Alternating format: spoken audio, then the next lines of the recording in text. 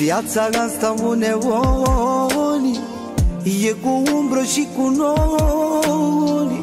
Îți trebuie decât răbdare ca într-o zi iese soare.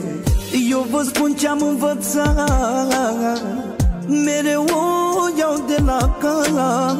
Și când viața îți pune piedici, trebuie să știi să te ridici. În mijlocul unei furtuni stau mereu oamenii buni și supărarea nu-i dărâmă, oglinda lor nu se sfărâmă.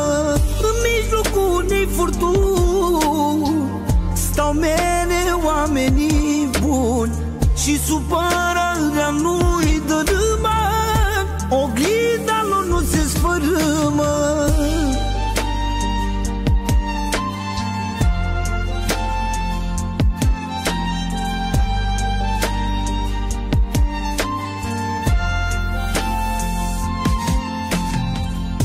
Omul care e încercat, cu sufletul e împăcat, din zi în zi se întărește, puterea mai mult îi crește.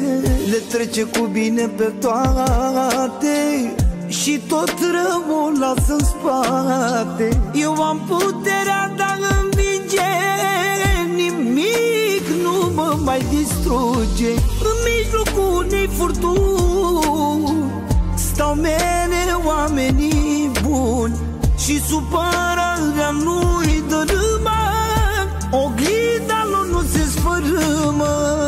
În mijlocul unei furtuni stau mereu oamenii buni și supărarea nu